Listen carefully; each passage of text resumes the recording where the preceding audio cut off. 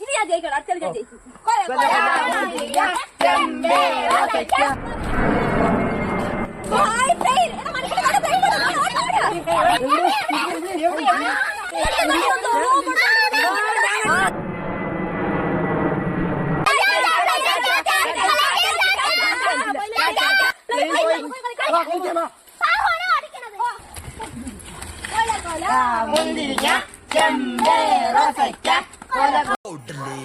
എന്നെ അമ്മ നിങ്ങൾ എപ്പോഴും ഈ ഫോൺ നോക്കിക്കൊണ്ടിരിക്കാതെ എനിക്കൊരു നാടോടി നൃത്തമെങ്കിലും പഠിപ്പിച്ചു താ. നിങ്ങൾ പണ്ട് ഭയങ്കര കലാതിലകൊക്കെ അല്ലായിരുന്ന? എനിക്കും ഡാൻസ് പഠിക്കണം, എനിക്കും പ്രൈസ് വാങ്ങണം, എനിക്കൂടി ഒത്തിരി ഡാൻസ് പഠിപ്പിച്ചു താ. ഓ പിന്നെ നീ ഇപ്പോഴും മാങ്ങ പറയും ചെറിയ കുത്ത് അതിൽ നിൽക്കണമേ ഉള്ളൂ. നിനക്ക് ഇപ്പത്തെ ട്രെൻഡിങ് ഒന്നും അറിഞ്ഞൂടെ? ഓ അവൾ 27 മണിക്കൂർ ഫോൺ എടുത്ത് ചെയ്യേണ്ടിയിരിക്കുമല്ലോ. നിനക്ക് ഡാൻസ് അല്ലേ വേണ്ട, ഞാൻ പഠിപ്പിച്ചായിരുന്നു. നിനക്ക് എന്നെ പറ്റി എന്തേലും അറിയാടി? പിന്നെ ഡാൻസ് ഞാൻ പഠിപ്പിക്കും. ഫസ്റ്റ് നിനക്ക് എന്നെ മേടിച്ചിരിക്കും. എന്റെ എല്ലാ സ്റ്റെപ്പും മക്കൾ നോക്കിക്കൂടാ കേട്ടാ. പൊന്ന സഖി എന്തിനാ എന്തിനാ അല്ലപ്പേ കൽപ്പത്തേതാ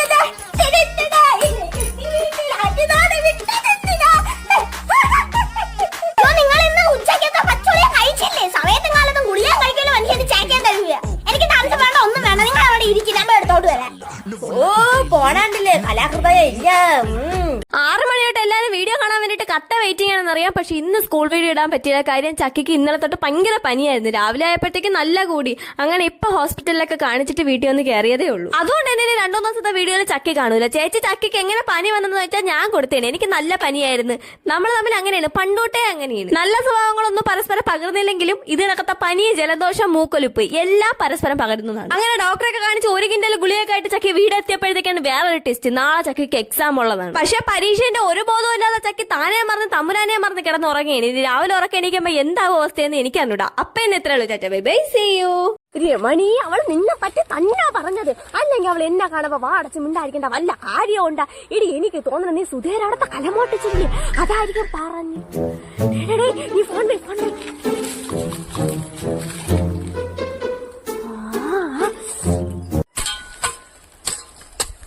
എടാ വീരാ, നിന്നെ ഞാൻ കാണിച്ചു തരാം.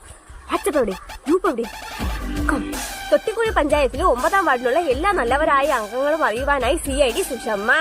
പേടിയ സംഘമായ ജലജയുടെ ഭർത്താവ് മനോഹരൻ വൻ തോതിൽ വൈകിട്ട് വളത്തിൽ കഞ്ചാവ് നട്ട് വളർത്തുന്ന കാര്യം നിങ്ങൾ ഇത്രയും പെട്ടെന്ന് പോലീസിനെ അറിയിക്കണ്ണ.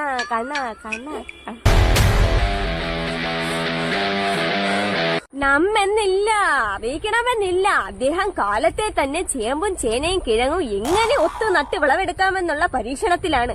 അതുകൊണ്ട് ഇത്തവണത്തെ കർഷകശ്രീ അവാർഡ് മനോഹരനെ തന്നെ കൊടുക്കണമെന്ന് ഞാൻ താഴ്മയായി അപേക്ഷിച്ചു കൊള്ളുന്നു. ശുഭദിനം. ഹലോ നോണച്ചിയല്ലേ, CID സുഷമേരെ പല്ലെറിഞ്ഞാൻ പോയെന്ന് മനോഹരൻ. അപ്പൊ ശരി മനോഹരൻ, ഞാൻ ഫോൺ തരട്ടാ. ഫോണെത്തി തരും. ഇനിയും വേറെ കാര്യങ്ങളുണ്ട്. ശരി. ഇന്ന് ഒരു ഫോൺ വരുന്നില്ല. എനിക്ക് ഒരു തുള്ളി താൻ പോലും കിട്ടിയില്ല.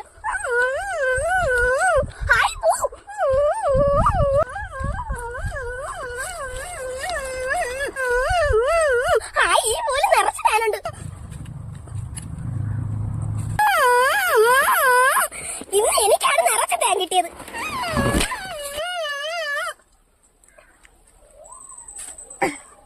ഞാൻ ഇത്രയും താൻ ശേഖരിച്ചു.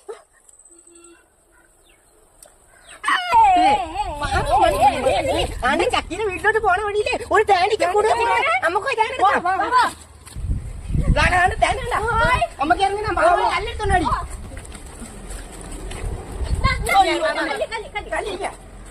നമുക്ക് കുറെ കല്ലെടുക്കാം.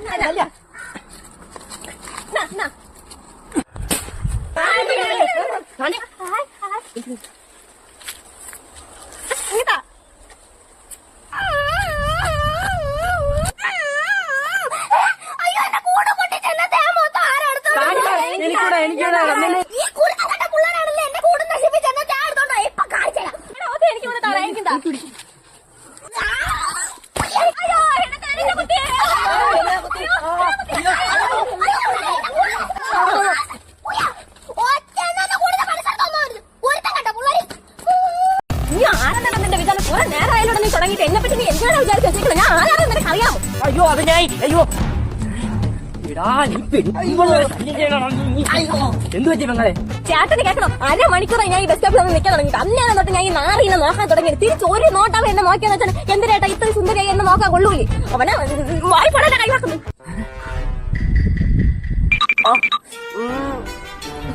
പിടിച്ചോണ്ട് പോയട്ടാ അവനെ. മക്കൾ വന്ന ഒരു സോഡ വെച്ചിരാ. വിപരീതമതം എല്ലാവരും പഠിച്ചു വന്നിട്ടുണ്ടല്ലോ. രാത്രി പകൽ. ഓ എന്തൊരു ഓർമ്മ ശക്തിയാ എന്റെ അമ്മേ. ഒന്ന് പതുക്കെ പറ. ഗബ്രിയേലിന്റെ ദർശന സാവല്യമായി സർവലോകർക്കും നന്മയേകും കാരുണ്യമായി ബേത്ലഹേമിന്റെ മാറിൽ ഒരാരോമൽ ഉണ്ണി പിറന്നല്ലോ. ഗബ്രിയേലിന്റെ ദർശന സാവല്യമായി സർവലോകർക്കും നന്മയേകും കാരുണ്യമായി ബേത്ലഹേമിന്റെ മാറിൽ ഒരാരോമൽ ഉണ്ണി പിറന്നല്ലോ. പിന്നിൽ താരകൾ പുൽകിരി തൂകി മണ്ണിൽ കോരിയ നാളങ്ങൾ പാടി അവൻ പള്ളിക്കറ്റയണിഞ്ഞിട്ട് കണ്ണും തിമ്മി തുറന്നിട്ട് കുഞ്ഞിക്കാരിട്ടടിക്കുകയായി എന്നും ആഘോഷം ഉണരുകയായി.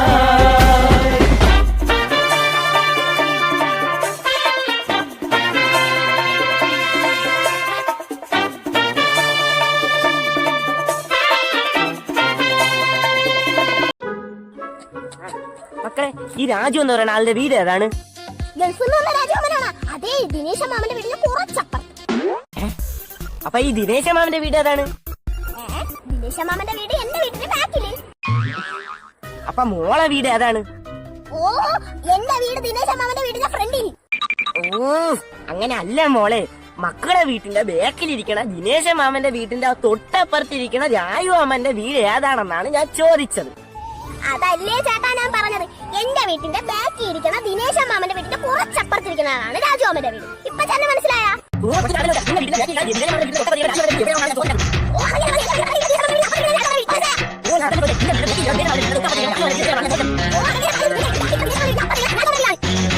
വെച്ചേ, നീ അവനെ കാണുമ്പോ പറഞ്ഞേക്ക അവന്റെ ഗൾഫിൽ നിന്ന് കൊണ്ടുവന്ന 2 മുട്ടായി എനിക്ക് വേണ്ടെന്ന്.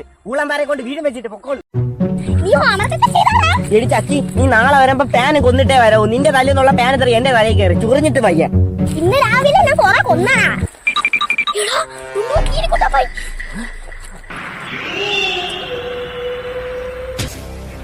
രണ്ടുപേരെ കൊന്നിട്ടുള്ളിയാണ്. ഇപ്പൊ നമ്മൾ എങ്ങനെ അങ്ങോട്ട് പോകും? എന്നാലേ ഈ കീരിക്കുട്ടപ്പ ചങ്കിച്ച് മൂക്കത്ത് വിരൽ വെക്കണം നേടി കാണുന്നു. ഇങ്ങി വാ. എന്താ മാമ? അയ്യോ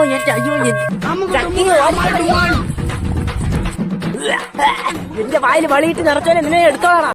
എടി ചക്കി, നീ ഓണത്തിന് എവിടെയൊക്കെ പോയി? ഞാൻ എവിടെയും പോയില്ല. നീയല്ലേ പറഞ്ഞ ഓണത്തിന് നീ വീഗാലാൻഡിൽ പോവോന്ന്?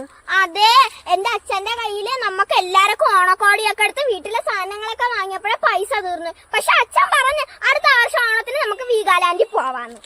നീ എവിടെയൊക്കെ പോയടോ ഡുണ്ടു? എങ്ങനെ എവിടെയെങ്കിലും ഒക്കെ പോവും. തിരുവോണത്തിന്റെ അന്ന് ഉച്ചയ്ക്ക് എന്റെ അച്ഛന്റെ ബോധം പോയാണ്. ഇതുവരെ ബോധമൊന്നും വന്നില്ല. ഞാൻ ഇങ്ങോട്ട് വന്നപ്പോഴും അപ്പുറത്തെ മുള്ളുവഴിയിൽ അച്ഛൻ കിടന്ന് ആടനേ ഉള്ളൂ. അപ്പൊ നീയും എവിടെയും പോയില്ലല്ലേ? നീ എവിടെയൊക്കെ പോയടി പാറു? നമ്മള് മാമന്റെ വീട്ടിൽ പോവാന്ന് പറഞ്ഞാണ് ഇരുന്നത്. അപ്പൊ അച്ഛൻ മാമന്റെ കൂടെ വഴക്കായോണ്ട് അമ്മ പറഞ്ഞു പോകണ്ടെന്ന്. അങ്ങനെ നമ്മൾ എവിടെയും പോയി. അപ്പൊ നമ്മൾ ആരും എങ്ങും പോയില്ലല്ലേ? അയ്യോ, ബെല്ലടിക്കാറായി ചക്കി. എല്ലാരെയും ഓണ അവധിയൊക്കെ എങ്ങനെ ഉണ്ടായിരുന്നു? ഞാൻ കൊറേ സ്ഥലത്ത് കറങ്ങാൻ പോയി. നമ്മൾ ഇന്നലെ വൈകിട്ടാണ് വീട്ടിൽ തിരിച്ചു വന്നത്. എന്നാൽ നിങ്ങൾ ഒരു ബുക്ക് എടുത്ത് ഈ ഓണക്കാല അവധിയിൽ നിങ്ങൾ എവിടെയെല്ലാം പോയി, എന്തെല്ലാം കണ്ടു എന്നുള്ളതെല്ലാം ഉൾപ്പെടുത്തി ഒരു അവധിക്കാല അനുഭവം തയ്യാറാക്കുക. ഓ, ഇപ്പൊ എഴുതാ സാറേ. എന്റെ അവധിക്കാല അനുഭവം. പെട്ടെന്ന് എഴുതി കാണീര്. നമ്മൾ എന്തിനു എഴുതോടി? എഴുതാൻ നമ്മൾ എവിടെയും പോയില്ലല്ലോ. സാറിനോട് കള്ളവും പറഞ്ഞു പോയെന്ന്. സാറേ, ഞാൻ എഴുതി. എന്നാ എഴുതിയത് ഇടുണ്ട് വായിര്. എന്റെ അവധിക്കാല അനുഭവം. ഈ ഓണത്തിന് ഞാൻ എന്റെ കൊല്ലത്തുള്ള മാമന്റെ വീട്ടിൽ പോയി. ഇവനല്ലേടി പറഞ്ഞത് ഇവന്റെ അച്ഛന് ബോധമില്ലാത്തോണ്ട് അവ എങ്ങും പോയില്ലെന്ന്. മാമന്റെ മക്കളോടൊത്ത് അത്തമിട്ടു, സദ്യ കഴിച്ചു, പായസം കുടിച്ചു. അതിനുശേഷം അടുത്തുള്ള മാമിയുടെ കുഞ്ഞമ്മയുടെ വീട്ടിൽ പോയി മാമിയുടെ കുഞ്ഞമ്മയുടെ വീട്ടിലെ കുട്ടികളോടൊപ്പം ഊഞ്ഞാലാടി ഓണക്കളി കളിച്ചു. അപ്പോഴേക്കും മാമിയുടെ കുഞ്ഞമ്മ നമുക്ക് പായസം തന്നു. അതും കുടിച്ചിട്ട് അമ്പലക്കുളത്തിൽ പോയി കുളിച്ചു, മീനെ പിടിച്ചു, ആമ്പൽപ്പൂ പറിച്ചു. അതിനുശേഷം മാമിയുടെ കുഞ്ഞമ്മയുടെ വീട്ടിൽ തിരിച്ചെത്തി. പിറ്റേന്ന് രാവിലെ നമ്മൾ നമ്മളുടെ വീട്ടിൽ മടങ്ങിയെത്തി. മിടുക്കൻ ഇരുന്നോ. നീ അല്ലേടാ പറഞ്ഞ നീ എങ്ങും പോയില്ലെന്ന്. എനിക്കറിയായിരുന്നു ഇത് എഴുതിപ്പിക്കുമെന്ന്, അതുകൊണ്ട് ഞാൻ ഇത് വീട്ടിനെ പഠിച്ചോണ്ട് വന്ന്. ഇനി ക്രിസ്മസ് അവധിക്കും എഴുതിപ്പിക്കും, വലിയ അവധിക്കും എഴുതിപ്പിക്കും. അപ്പൊ കള്ളാണല്ലേ എടി ചക്കി. ഞാൻ എന്റെ തമിഴ്നാട്ടിലെ അപ്പച്ചീരെ വീട്ടിൽ പോയെന്ന് എഴുതാൻ കേട്ടോ. ഞാൻ അപ്പൊ വീഗാലാൻഡിൽ പോയെന്നോ.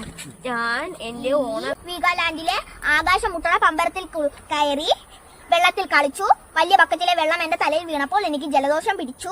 ഭക്തജനങ്ങളുടെ പ്രത്യേക ശ്രദ്ധയ്ക്ക് മാമന്നടയിൽ കൊടിയേറിയത് കൊണ്ട് തന്നെ ഇനി എല്ലാ ദിവസവും സമൂഹ സദ്യ ഉണ്ടായിരിക്കുമെന്ന് ഞാൻ സന്തോഷപൂർവ്വം അറിയിച്ചു കൊള്ളുകയാണ്. അതുകൊണ്ട് തന്നെ എനിക്ക് വരാനുള്ള കൊറിയറോ ലെറ്ററോ വല്ലതും ഉണ്ടെങ്കിൽ അങ്ങ് അമ്പലത്തിൽ കൊണ്ട് തന്നാൽ മതി. പിന്നെ ഒരു കാര്യം, എന്റെ വീഡിയോന്റെ താഴെ വന്ന് കമന്റ് ചെയ്യുന്നവരുടെ എനിക്ക് ഒരു കാര്യം പറയാനുള്ളൂ. Thank you so much. അന്നദാനത്തിനിടയിൽ പേര് ഉൾപ്പെടുത്താൻ ആഗ്രഹിക്കാത്ത ഒരു ദേവീഭക്തൻ ഒളിച്ചിരുന്ന് എന്റെ വീഡിയോ എടുക്കുന്നതാണ് നിങ്ങൾ ഇപ്പോൾ കണ്ടുകൊണ്ടിരിക്കുന്നത്. അവരെ വേണമെങ്കിൽ ഞാൻ ഇപ്പോൾ കാണിച്ചു തരാം. ആദ്യം ഞാൻ ഫോൺ നോക്കിക്കൊണ്ടിരിക്കുന്ന ചെറുക്കൻ. ദാറ്റ് ചെറുക്കൻ and I have A small relation. പണ്ട് നഴ്സറി പഠിച്ച സമയത്ത് എനിക്കൊരു സാധനം മേടിച്ചു തരാമെന്ന് പറഞ്ഞ് എന്നെ കുറെ പറ്റിച്ചിട്ടുണ്ട്. അങ്ങനെ ഇന്നത്തെ വീഡിയോ അവന് സ്പോൺസർ ചെയ്തുകൊണ്ട് ഞാൻ ഇവിടെ നിർത്തുന്നു. Tata bye bye, see you. Thank you കസേര. ശരി മേഡം. അപ്പൊ എന്തരാണ് പേര്? തൊഴിൽപ്പരികത്ത് വീട്ടിൽ കറവക്കാരൻ കുട്ടപ്പൻ. എത്ര വർഷത്തെ എക്സ്പീരിയൻസ് ഉണ്ട്? കറവ തുടങ്ങി തീരുന്ന ചിങ്ങത്തിന് 37 കൊല്ലാവും. 37 കൊല്ലാകുമ്പോ അപ്പൊ ഏകദേശം എത്ര പശുവിനെ കറന്നു കാണും? അങ്ങനെ ചോദിച്ചാൽ എണ്ണ ഒന്നും എടുത്തിട്ടില്ല. പിന്നെ ഏകദേശം 5500 പശുവിനെയും 2350 എരുമേനെയും ഞാൻ കറന്നിട്ടുണ്ട്. പിന്നെ 10 കാളേനെയും കൂടെ കറക്കാന്ന് പറഞ്ഞ് ആലോചിച്ചോണ്ടിരിക്കുകയാണ്. എന്നാ പിന്നെ എരിച്ചില്ല 50 കഴുതയിപ്പോ ഇപ്പൊ തന്നെ അങ്ങ് തുടങ്ങിക്കോ. പോയിക്കൊണ്ടിരിക്കാതെ പാത്രം എടുത്തു പോയി കറക്കടാ. കഴുതയാണെങ്കിൽ നെയ്യ് വെച്ച് കൂട്ടിയെടുക്കണേ ചേച്ചി.